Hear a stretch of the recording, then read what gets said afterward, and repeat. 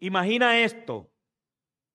Una persona entra a tu casa, se sienta a la mesa, toma tus cosas, abre tu nevera y actúa como si fuera parte de tu familia, pero el tema es que tú ni siquiera sabes quién es esa persona.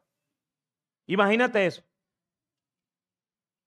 Cuando le preguntas, simplemente responde: yo soy de la familia. Lo digo, así que lo soy. Eso suena bastante ridículo, ¿verdad? No porque tú digas que eres de la familia, tiene que haber algún vínculo consanguíneo, o tal vez consanguíneo, perdón, o tal vez un vínculo que está al lado de la consanguinidad, ¿verdad? El esposo de, el primo de. Pero tú no puedes llegar a una casa o imaginar que en tu casa puede llegar alguien a decirte, abrir la nevera y hacer lo que se le venga en gana, lo que él quiera, simplemente, y decir: yo lo hago porque soy de tu familia. Sin embargo, hermanos, eso es exactamente lo que Pablo denuncia aquí ahora. Personas que se aferran al nombre, a la identidad religiosa, al conocimiento bíblico, pero que no viven como tales. Llevan la etiqueta de pueblo de Dios, pero su forma de vivir niega esa realidad. Pablo comienza este pasaje con una frase que golpea como un espejo. Pero si tú, comienza este pasaje diciendo. El tú ahora es el interlocutor. El interlocutor hace 2 domingos atrás era cualquiera que seas o quien quiere que seas. Hoy el interlocutor es tú. No está hablando del pagano, ni del incrédulo, ni del ateo. Está hablando de judíos, de los que conocen la palabra, de los que disipulan, de los que enseñan, de los que cantan, de los que oran. Mas, sin embargo, vivían en una desconexión entre lo que predicaban y lo que practicaban. Es decir, una distorsión entre su ortodoxia, que es lo que sabían, y su ortopraxis, que es como viven.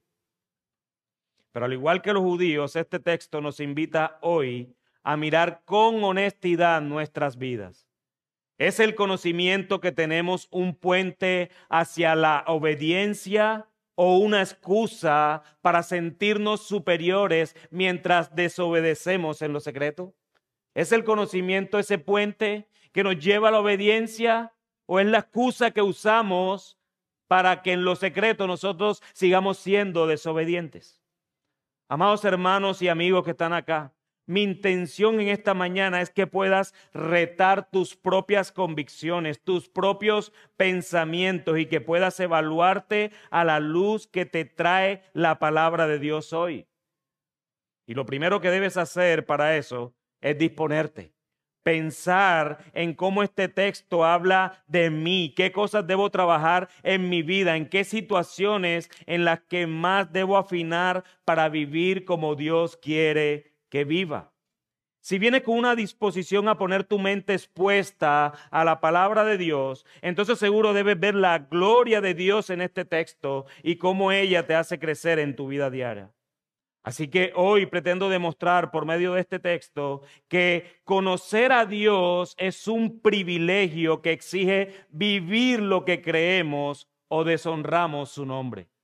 Conocer a Dios es un privilegio que exige vivir lo que creemos o deshonramos su nombre.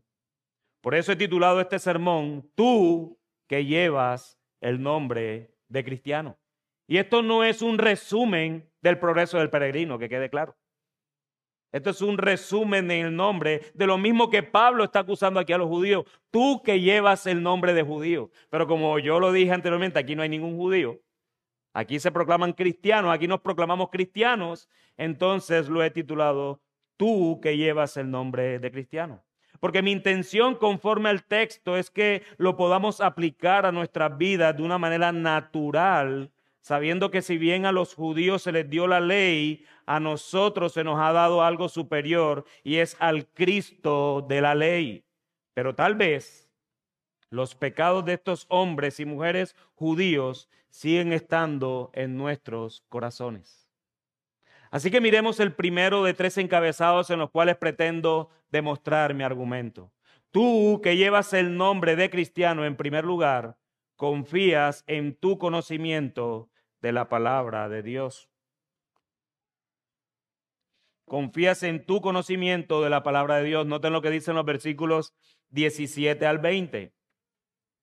Pero si tú, que llevas el nombre de judío y te apoyas en la ley, que te glorías en Dios y conoces su voluntad, que apruebas las cosas que son esenciales, siendo instruido por la ley, y te confías en que eres guía de los ciegos, luz de los que están en tinieblas, instructor de los necios, maestro de los faltos de madurez, que tienes en la ley la expresión misma del conocimiento de la verdad. Los tres privilegios del versículo 17 se enumeran de forma ascendente, si lo notaron en el versículo 17. La pertenencia al pueblo elegido en primer lugar, la confianza en la ley en segundo lugar y la relación especial con Dios en tercer lugar. Cada uno de estos elementos se presenta desde el punto de vista del judío. El interlocutor de Pablo dice tú, que los presenta como prueba de su relación especial con Dios. Ese versículo 17 lo que Pablo les está demostrando es lo especial, o más bien la relación que ellos deberían tener o tienen de manera especial con Dios. El nombre judío, que originalmente se refería a una persona de la región habitada por los descendientes de Judá, se aplicó en general a los israelitas tras el exilio, cuando el territorio que ocupaban los judíos no era mucho mayor que el de Judá original. En tiempos de Pablo, el término judío representaba la forma normal de designar a cualquiera que perteneciera al pueblo de Israel. La palabra denotaba el estatus especial que disfrutaba dicho pueblo en comparación con todos los demás. Llamarse a uno mismo judío hacía referencia al estatus, al nivel religioso que compartían todos aquellos que pertenecían al pueblo del pacto. Ya lo hemos dicho aquí en anteriores veces, decir que eras judío era la élite de la religiosidad. Pablo formula el segundo privilegio disfrutado por los judíos de manera tal que sugiere a la vez la raíz del problema que quiere tratar. La posesión de la ley constituía ciertamente una bendición de manera genuina, pero el problema consistía en que los judíos ponían su confianza en la ley. El problema no era la ley, el problema es que ellos confiaban, su confianza estaban en la ley. Pablo hace un razonamiento muy parecido al del profeta Miqueas, quien tras reprender a los líderes de Israel por su pecado, afirma en Miqueas capítulo 3 versículo 11 y dice: y se apoyan en Jehová diciendo, ¿no está Jehová entre nosotros? No vendrá mal sobre nosotros. Así que en tiempos de Pablo los judíos creían que su confianza en la ley los eximiría del juicio. Simplemente por confiar en la ley, entonces ya estaban exentos del juicio de Dios. El último privilegio enumerado en el versículo 17 consiste en decir que los judíos se glorían en Dios.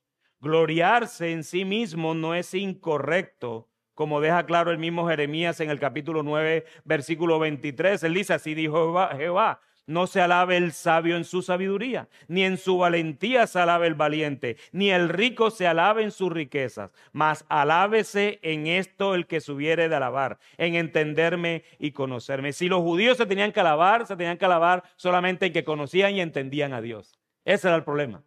El problema era que supuestamente conocían y entendían a Dios, pero no lo conocían ni lo entendían. Y se alababan de eso y glorificaban a Dios, pero glorificaban a un Dios que no conocían porque no lo entendían. No lo entendía. De modo que el gloriarse en Dios de los judíos no era necesariamente malo, como si fuera un ejemplo de orgullo humano y arrogancia, sino que se trataba de orgullo nacional y gozo en el Dios que había dado a Israel tantas cosas buenas. Así que el pueblo judío se estaba alabando y glorificaba a Dios, era por las bendiciones que recibía. No era porque le conocían. No era porque le entendían, sino porque sencillamente Dios los había bendecido durante siglos.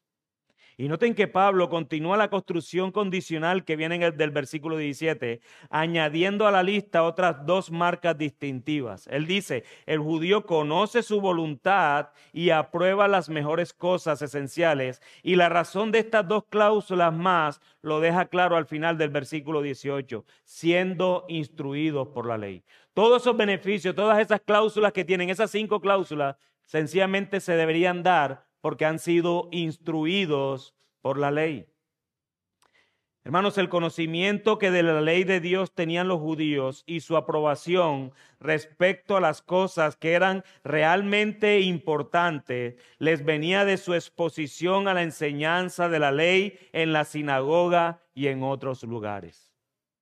Lo que Pablo muestra es que estos 2 versículos como bendiciones para los judíos por pertenecer al pueblo del pacto, ahora lo muestra como resultado esperado lo que esas bendiciones de manera natural deberían producir en esos judíos. Listo, ustedes han sido bendecidos en conocer a Dios, en tener confianza en Él, en tener la ley, ¿verdad? En guardarla en sus corazones. ¿Cuál es el efecto natural de eso? Noten lo que dicen los versículos 19 y 20 una vez más. Y te confías en que eres guía de los ciegos, luz de los que están en tinieblas, instructor de los necios, maestro de los faltos de madurez, que tienes en la ley la expresión misma del conocimiento y la verdad. Los judíos se tenían confianza absoluta de que podían ser guía de los ciegos, luz para los que estaban en tinieblas, instructores de los necios y maestros para los inmaduros. 4 tipos de confianza para 4 tipos de personas que pueden existir. Lo que Pablo está diciendo aquí es que si todos los judíos tienen esto, entonces deberían tener un sentido misionero para poner en práctica lo que tanto aseguran saber. Lo que tanto conocen ustedes como judíos debería llevarlos en la práctica a la misión de ir a hacer luz para los demás. Pero en realidad lo que se veía era que el pueblo judío, en vez de servir a las viudas, al extranjero y a los huérfanos con la misión de Dios, lo que hacían era encerrarse entre ellos mismos. Encerrarse entre ellos mismos. Es el privilegio de su conocimiento detallado de la voluntad de Dios revelada en la ley, lo que impone a los judíos la responsabilidad de enseñar a los demás. Al que más se le da, más se le demanda. Los judíos habían recibido la ley, habían recibido el conocimiento de Dios. Eso los debía llevar de manera sin pensar a llevar esas buenas nuevas al resto del mundo. La descripción que hace Pablo de este papel utiliza un lenguaje tomado específicamente de la propaganda judía dirigida al mundo fuera de ellos. El sentido judío de misión hacia el resto del mundo hunde las raíces del Antiguo Testamento. Esa misión hacia lo que Dios los está llamando a proclamar al Dios de gloria, ellos no lo estaban haciendo y por lo tanto las raíces suyas en todo el Antiguo Testamento se hunden porque finalmente ni cuidaban al extranjero, ni cuidaban a la viuda, ni cuidaban al huérfano. Y lo que hacía más bien era unirse a adorar ídolos exteriores con las demás naciones. Eso fue lo que el pueblo de Israel hizo en todo el Antiguo Testamento. Por lo tanto, cuando Pablo afirma que el judío estaba convencido de ser un guía de los ciegos y una luz para los que están en tinieblas, pensamos en el deber del siervo de Dios identificado con Israel, al menos hasta cierto punto de ser una luz para las naciones y abrir los ojos de los ciegos. No por tanto, hermanos, es que Jesús se presenta como el verdadero Israel, porque Él hizo lo que el pueblo de Israel no hizo. Dios apuntaba a su pueblo y le daba mandatos para que hiciera, mandatos positivos para que hiciera. Haz esto y te bendeciré, haz esto y te bendeciré. Si no haces esto, te maldeciré. Si no haces esto, te maldeciré. Y el pueblo de Israel nunca lo hizo hasta que se encontró la perfección en el verdadero Israel e hizo lo que el pueblo de Israel no hizo. Jesús. Los judíos, a pesar de dejar mucho que desear en su responsabilidad de iluminar al mundo gentil, continuaron gloriándose en estos mandamientos como forma de realzar su propia importancia y el valor de la ley ante un mundo gentil escéptico y a menudo hostil con el pueblo judío. Hermanos, de la misma manera este texto debe hablarnos a nosotros. Aquellos que hemos creído en Cristo, es un milagro sobrenatural que hoy está a favor de nosotros, porque con la salvación que nos fue dada por misericordia y gracia, también se nos da luz de conocimiento en Cristo. No hay nadie que haya creído en Cristo que no pueda conocer a Cristo. No hay nadie aquí que pueda decir eso. Los judíos tenían la ley de Moisés, lo cual era suficiente para conocer el carácter mismo de Dios, la verdad de su poder y soberanía. Pero los que estamos en Cristo tenemos una ley superior y sobre todo al Espíritu Santo que mora en nosotros para ayudarnos a entender, conocer y hacer la ley de Cristo en nuestras vidas. Todos los que están en Cristo son los verdaderos judíos, los verdaderos israelitas, los verdaderos hijos de Abraham. No se trata de un Israel nacional, el cual enorgullecía a hombres y mujeres que nacían en esta tierra, sino del Israel espiritual, que es la iglesia, el cuerpo, la novia de Cristo, que Él está limpiando, santificando, perfeccionando. Y todo esto lo hace con su palabra, con más nada. No hay ninguna otra cosa que Dios va a usar para limpiarnos, para santificarnos, que su bendita palabra. No hay nada más. Jesús en Juan 17 también oraba, santifícalos con tu verdad. Y Él dice, tu palabra es verdad. Entonces, para ser santificados, necesitamos la verdad de Dios que está en su palabra. La única forma en que tú y yo, hermanos, vamos a crecer en Cristo es en su palabra. No hay otro lugar donde tú vas a encontrar. Nuestra carne puede ver milagros súper espectaculares. Podemos ver que ese edificio se caiga y venga un ángel y lo construya. Pero si no estamos en Cristo, no vamos a creer nada de eso. Nos va a volver espectaculares, vamos a estar emocionados. Wow, lo vas a contar a todos tus familiares, pero al cabo de 2 o 3 días, ese milagro se te acabó. Porque no es eso lo que tú necesitas para crecer, hermano. Lo que tú y yo necesitamos para crecer siempre es su bendita palabra. Aquí está todo lo que nosotros necesitamos para ser como Cristo.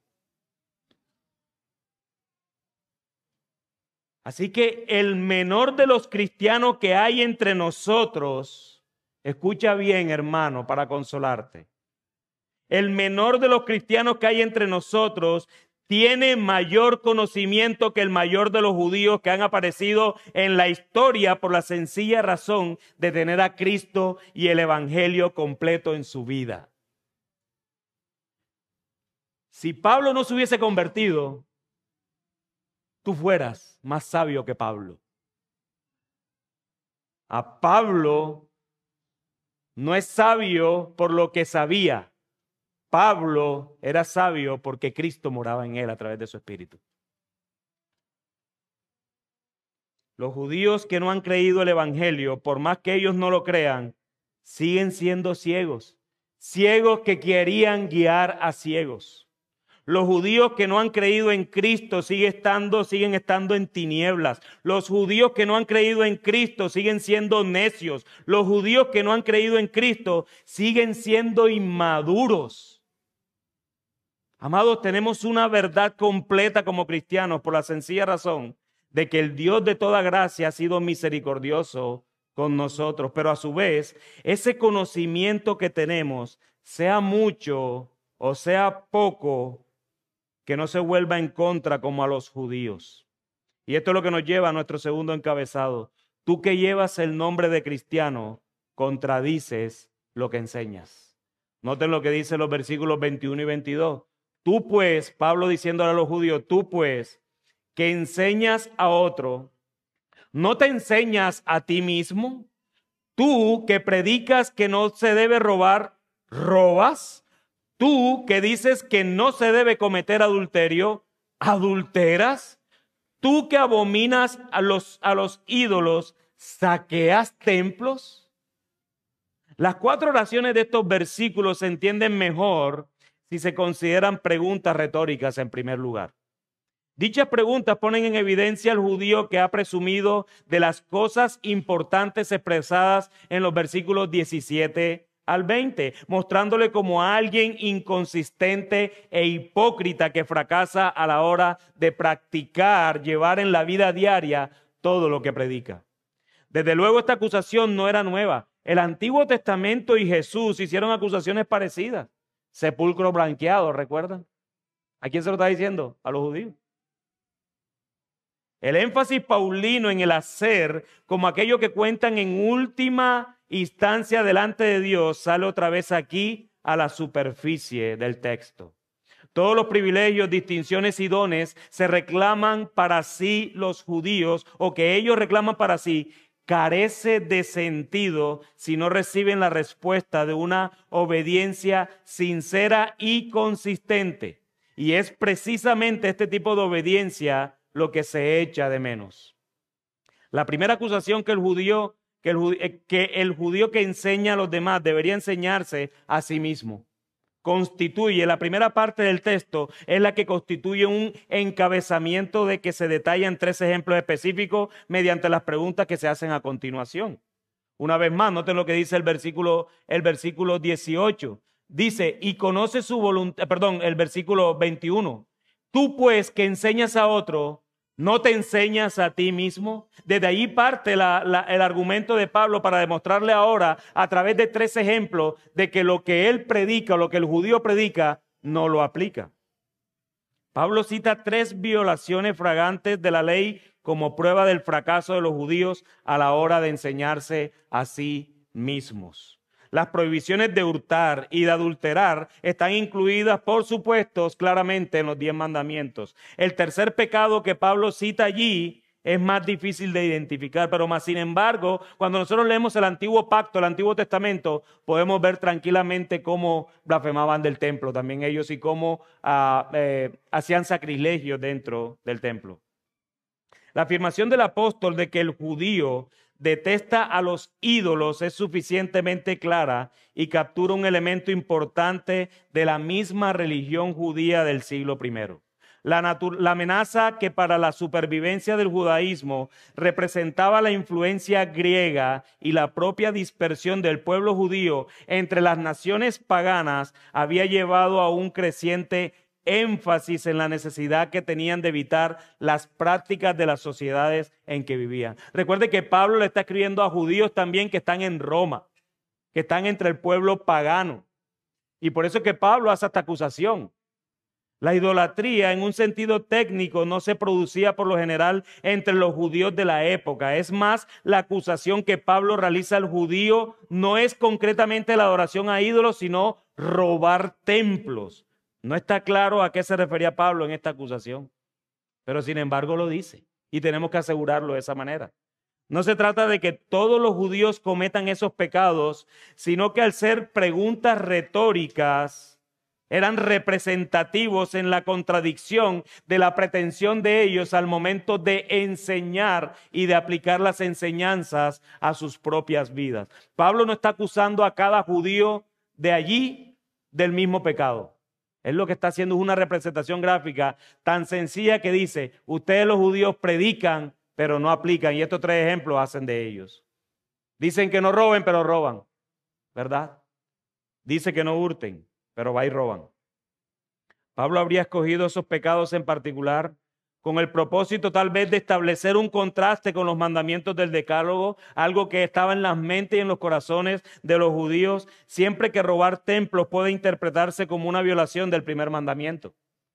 O porque pretendía seguir el modelo de otras listas de vicios en las que solían aparecer pecados como el asesinato, el adulterio o el sacrilegio, o quizás más probablemente porque pretendía demostrar que judíos y gentiles cometían los mismos pecados. Gentiles robaban, ustedes judíos también roban. Así que Pablo está dejando sin piso la nacionalidad, la ley y la preferencia de Dios por los judíos, ya que en la práctica terminan haciendo lo contrario a lo que saben. Pero la verdad, amados hermanos, es que esta circunstancia no es solo de un pueblo que cree que sabe la verdad y no la practica. No es exclusivo de los judíos. ¿Cuántos cristianos en este lugar están en la misma condición?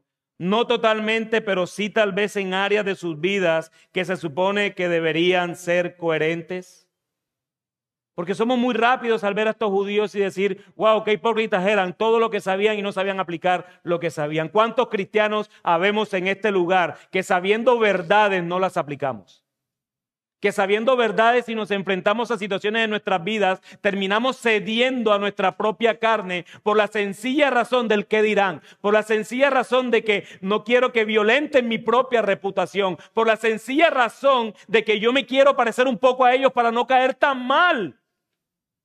¿Cuántos sabemos en este lugar así? ¿Cuántos? En este lugar estoy seguro del conocimiento que habría si sumamos todo lo que cada creyente acá sabe y podríamos armar incluso sin jactarme de una teología sistemática entre todos los que estamos aquí. Yo estoy seguro de eso. Yo estoy seguro que si juntáramos todo lo que nosotros sabemos, podríamos armar una teología sistemática conforme al don que Dios le ha dado al conocerle más a Él. Pero te pregunto, amado hermano, ¿seríamos capaces de armar una teología práctica en nuestras vidas? Porque es que el conocimiento es muy fácil obtenerlo. Abre un libro y ya está el conocimiento. Pero el punto es, si seríamos capaces de armar una teología práctica conforme a esa teología sistemática que acabamos de decir.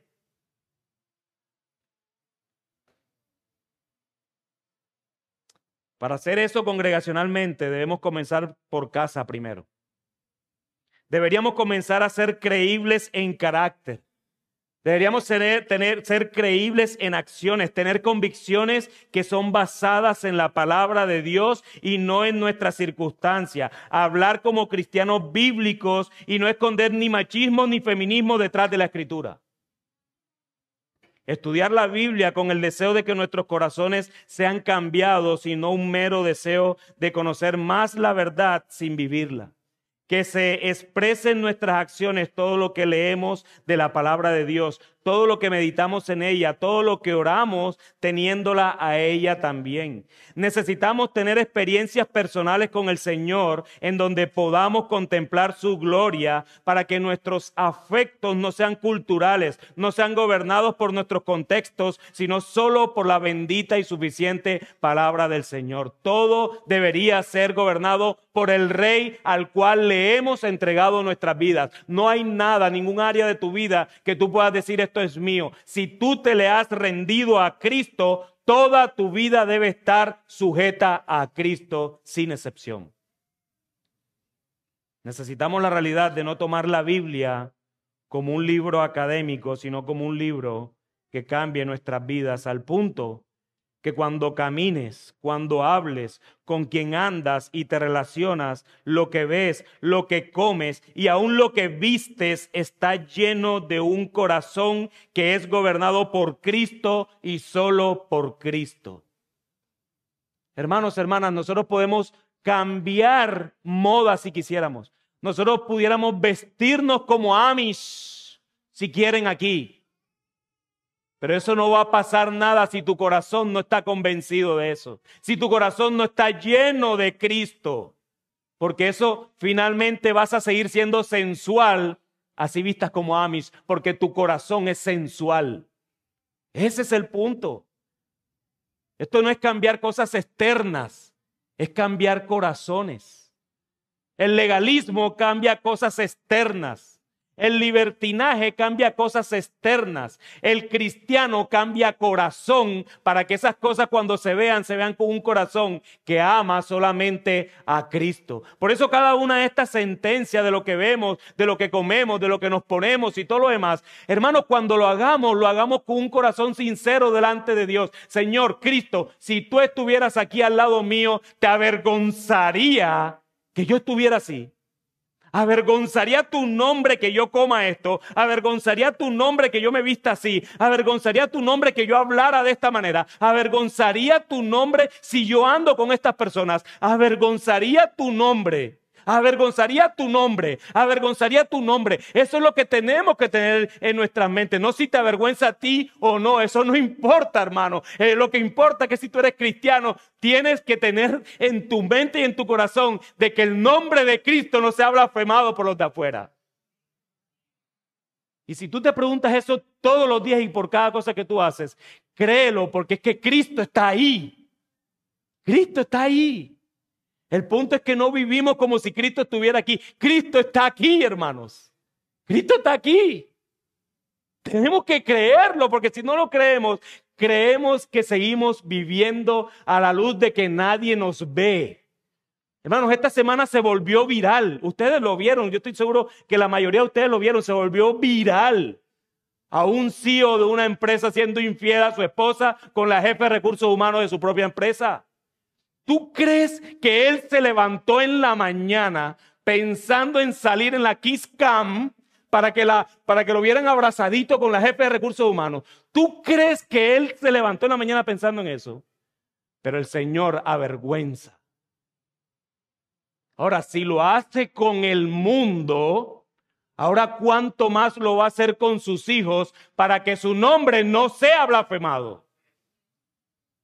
Hermano, esos eventos no es para criticar y ahora armar un post del fiel hombre fiel como debe ser, de cómo debe ser la masculinidad bíblica, de cómo debe ser el esposo. Eso sale, hermanos, es para que revisemos nuestros propios corazones de cómo estamos delante de Dios. Eso no sale para que tú hagas una publicación. Eso sale para que te revises, para que nos revisemos nuestros corazones y qué tan infiel hemos sido nosotros a nuestro Señor. Nosotros deberíamos ver la cosa a la luz de la palabra. Pero no, ahora salieron el poco de maridos fieles a salir publicaciones. De hecho, aprendí a cómo no ser infiel a mi esposa. Qué tristeza que todos tenemos que opinar en vez de revisarnos, de mirar hacia adentro, de observarnos y cómo esta imagen de ese pobre hombre que debe estar sufriendo ilustra la manera como yo le he sido infiel a mi Señor. No solo a mi esposa, es a mi Señor, es a mi Señor. Pero así somos.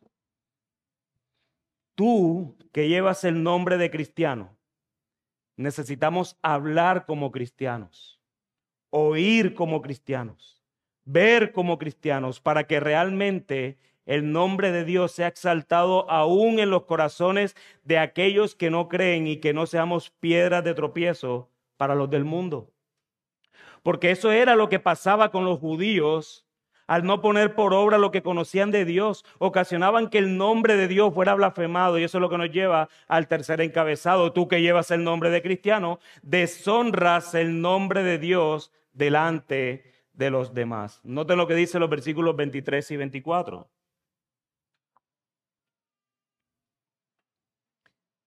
Tú que te jactas de la ley, violando la ley, deshonras a Dios, porque tal como está escrito, el nombre de Dios es blasfemado entre los gentiles por causa de ustedes.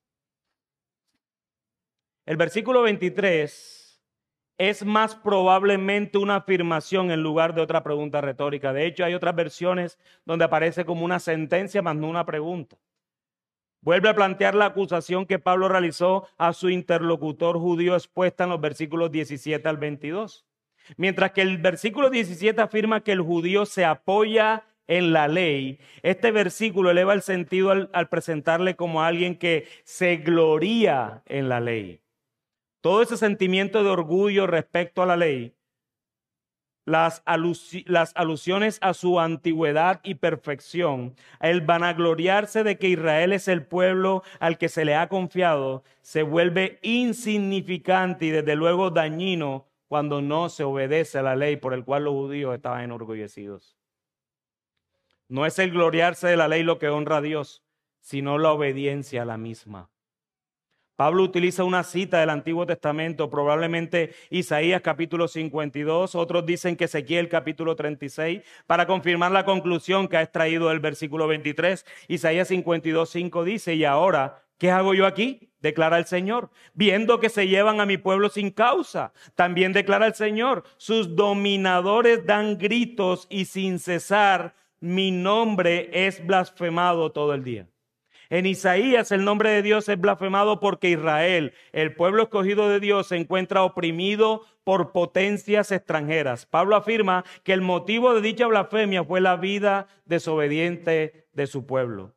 Posiblemente su intención sea que el lector advierta la ironía que supone el transferir la culpa por la deshonra recibida por el nombre de Dios de los gentiles al propio pueblo de Dios. Calvino menciona al respecto de este pasaje, Ezequiel capítulo 36, versículo 20. Dice, cuando llegaron a las naciones a donde fueron, profanaron mi santo nombre, porque de ellos se decía, estos son el pueblo del Señor y han salido de su tierra. Sea Isaías o Ezequiel, la idea de Pablo es clara frente a los judíos en Roma. Saber la ley y no ponerla en práctica hace que el nombre de Dios sea blasfemado por los gentiles. Es decir, los mismos judíos eran piedra de tropiezo para los de afuera. Lo que ellos hacían no era consecuente de lo que decían. Amados, no hay mayor pérdida de credibilidad que digas una cosa y hagas otra. No hay mayor pérdida de credibilidad que eso. Que cuestiones algo que tú mismo haces, que conozcas a Dios y no atiendas sus mandamientos. Por eso es por lo que el mundo blasfema de Dios. Aparte del corazón entenebrecido que ya hay en el incrédulo, debemos sumarle nuestro testimonio delante de ellos. ¿Qué tanto habla de Dios tus obras? ¿Qué tanto blasfeman de Dios tus obras? No se trata, hermanos, de una credibilidad personal. Es que nosotros hemos centrado el cristianismo, no creemos en el egocentrismo. Nosotros los cristianos vivimos para la gloria de Dios, pero a veces pareciera que pensáramos más en nosotros mismos que en Dios mismo cuando actuamos. ¿Sabes por qué? Porque lo primero que se te viene a la mente cuando tú sabes que actúas mal como cristiano, porque el Espíritu Santo mora en ti y Él te redarguye, lo primero que piensas es en tu propia reputación. Ay, cómo quedé de mal. Qué triste, yo por qué hice eso, Señor. Ahora, ¿qué estarán pensando de mí estos hermanos? O en el trabajo, ¿qué estarán pensando de mí? Hermanos, si esa es la meta tuya, tú no has entendido vivir para la gloria de Dios. Lo que tú deberías decir cuando eso pasa, Señor, ¿cómo hablan mal de ti por causa de mí ahora? ¿Cómo piensan de ti? ¿A cuál Dios estoy yo mostrando? ¿Qué Dios estoy enseñando con mis obras? Pero el punto es que vivimos en una vida egocentrista. Queremos simplemente nuestra reputación sin importar lo que pase con la reputación de Jesucristo. Cuando nosotros pensáramos más en la gloria de Dios y no en la nuestra, es cuando vamos a empezar a actuar como Dios quiere que actuemos. Porque es su gloria. Hermano, nuestro testimonio no es un adorno. Es el espejo donde el mundo mira a Dios. Es el espejo donde el mundo mira a Dios. Mi hermano, mi hermana, que seas un hombre y una mujer del reino, que representes bien al rey, que cuando estés frente al mundo nadie pueda cuestionar que tú le llamas cristiano, que tu vida brille en medio de un mundo oscuro en tinieblas. Es por eso, mi hermano, que conocer a Dios es un privilegio que exige vivir lo que creemos o deshonramos su nombre.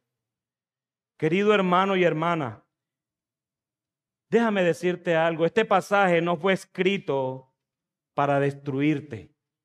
Este pasaje no fue escrito para despreciarte. Este pasaje fue escrito para despertarte. ¿Qué estás haciendo con tu vida? ¿A quién están viendo cuando tú caminas? ¿Qué tanto conoces del Señor? ¿Cómo ese Dios que conoces se ve reflejado en lo que haces?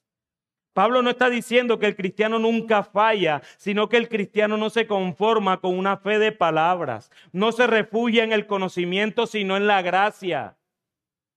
No presume su posición, sino que vive en arrepentimiento constante. Quizás hoy al mirar tu vida reconoces incoherencias, palabras que no se han acompañado de actos, enseñanzas que tú mismo no has vivido y eso duele. Pero es una gracia de Dios que lo veas, porque el que reconoce su necesidad ya está en camino de experimentar la misericordia.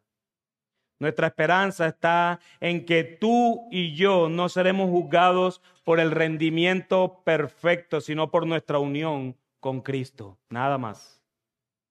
Él vivió perfectamente lo que tú no puedes vivir y su justicia ya te ha sido contada como tuya.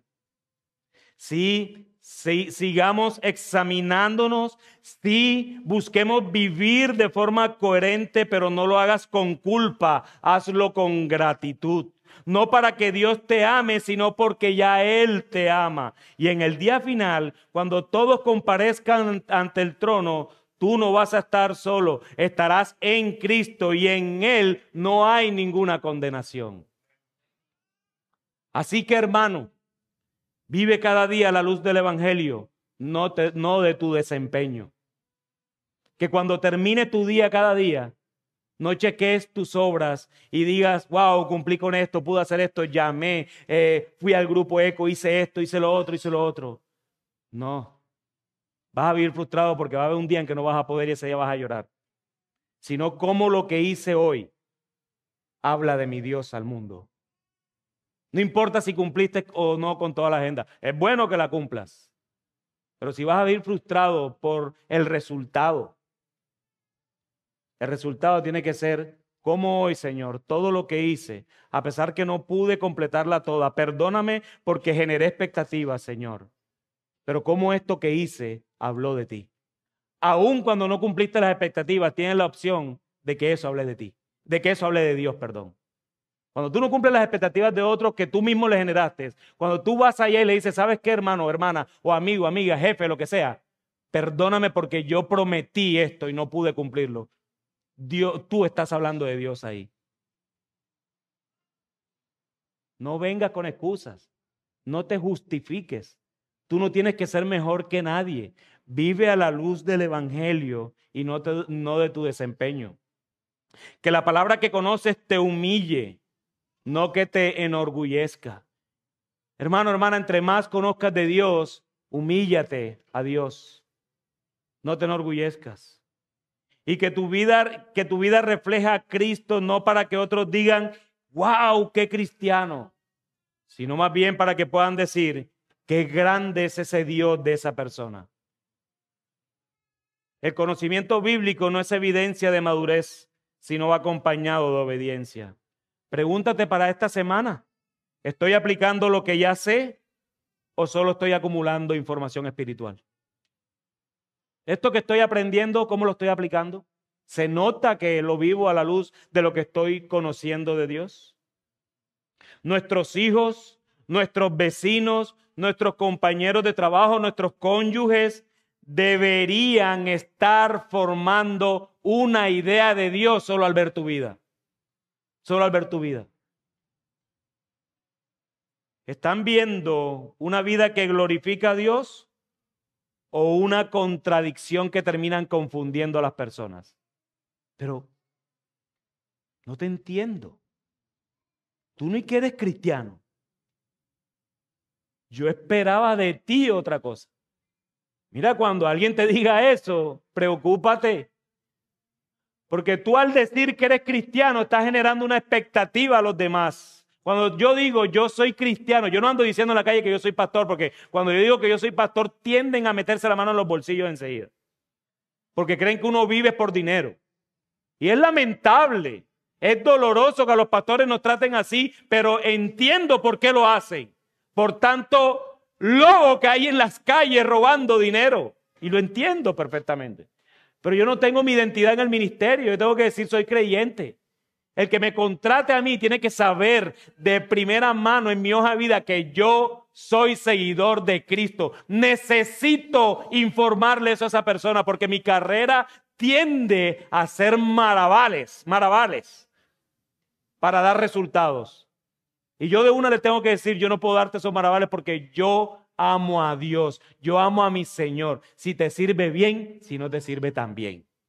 Esa es mi hoja de vida. Soy cristiano.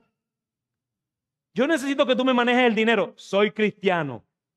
Yo necesito que tú manejes la contabilidad. Soy cristiano. Oye, hermano, yo sé que tú eres abogado. Mira, doctor, yo sé que tú eres abogado. Yo necesito en una demanda que me ayude. Soy cristiano. Que el mundo, si te va a desechar, es porque eres cristiano. No porque eres malo en tu profesión.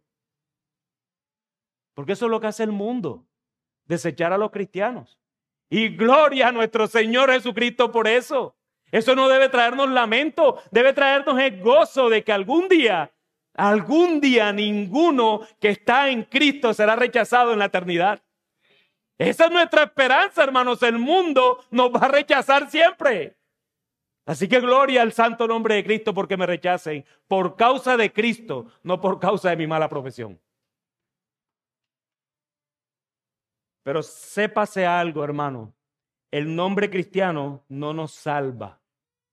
Es Cristo quien salva y el fruto de nuestra vida muestra si verdaderamente le pertenecemos.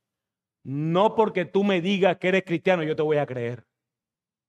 Yo voy a ver tus obras, voy a caminar contigo, te voy a conocer, voy a esperar cómo tú piensas, voy a ver a qué acudes, a quién acudes cuando estás en aflicción. Si hay algo que quiero ver en ti es que se te presente una aflicción profunda para ver si realmente tú contestas como contesta un cristiano.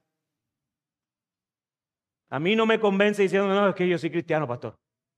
Vamos a caminar. Yo quiero saber si eso es verdad. Pero si a la primera sales corriendo, yo voy a pensar de que eres un cristiano inmaduro. Ven para acá y te disipulo. Mira esto, no tuviste en cuenta esto, considera esto para la próxima. Vamos a esperar la segunda aflicción porque te va a venir, te va a venir. Esperemos la segunda aflicción, contesta igual. Ah, no, tú eres un cristiano cuando estás en bendición. Pero cuando vienen las pruebas, sales huyendo, eso no lo hace un cristiano. Hermano, no vengan a decir que son cristianos simplemente porque yo soy cristiano.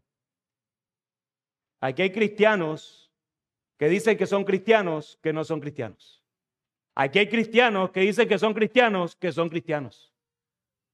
Aquí hay cristianos que dicen que no son cristianos y son cristianos. Amarren esa. Aquí hay muchos que se autodesechan y tú los ves caminando y tú dices, hablan de Dios más que los cristianos. Y tú dices, pero acá, tú no has considerado que tú verdaderamente eres cristiano. Pero el nombre cristiano no nos salva. Y hermano, hermana, arrepiéntete si has descansado más en tu identidad en lo que sabes que en tu identidad de lo que eres en Cristo. No es tarde. El evangelio no es para los que lo hacen todo bien, sino todo lo contrario, para los que reconocen su necesidad, se arrepienten y descansan en Cristo. Y si aquí hay alguien que no conoce al Señor, amigo, tal vez estás aquí hoy y no te consideras parte del pueblo de Dios, no tienes una Biblia en casa, no oras, no te congregas o lo haces porque es lo que hacen todos. Yo voy a la iglesia porque los domingos la gente va a la iglesia. Y quizás nunca has entendido por qué necesitas un Salvador. Pero déjame decirte algo con amor y verdad. Aunque no seas religioso, Dios también te ve. Y no te compara con otros hombres ni con los estándares humanos, sino con su propia santidad. Y si fueras juzgado hoy, amigo, no por las reglas de una iglesia, sino por tus propias palabras, decisiones y pensamientos, yo te pregunto, amigo, ¿tú quedarías sin culpa hoy? Romano nos enseña que tanto los que se creen justos como los que saben que no lo son, todos hemos pecado y quedamos cortos de la gloria de Dios. Y la paga del pecado no es una advertencia ni una segunda oportunidad, sino que la paga del pecado es la muerte, separación eterna entre Dios y tú. Pero tienes esperanza, amigo. Dios no te dejó en esa condición. En lugar de darte lo que mereces, te ofrece lo que no puedes ganar, el perdón, la salvación, una nueva vida. ¿Cómo? Solamente por medio de Jesucristo. Jesús no fue simplemente un buen maestro, fue el único justo, el único coherente entre lo que enseñó y lo que vivió. Murió por pecadores como tú y como yo y resucitó para darnos vida y vida en abundancia, no por nuestras obras, sino por su gracia. Y hoy, si reconoces tu pecado, si te arrepientes, es decir, si dejas de justificarte y vienes con fe a Cristo, Dios te perdona completamente. Él te recibe no por lo que haces, sino por lo que Cristo ya hizo. No confíes en ser buena persona. No confíes en saber cosas de Dios. Confía únicamente en Cristo. Solamente Él es el que salva. Hoy puede ser el día en que dejes de llevar solo el nombre de cristiano y comiences realmente a vivir como uno, porque has nacido de nuevo. Sea el Señor glorificado en todo y quiera traerte a sus pies para que puedas conocerle. Amén.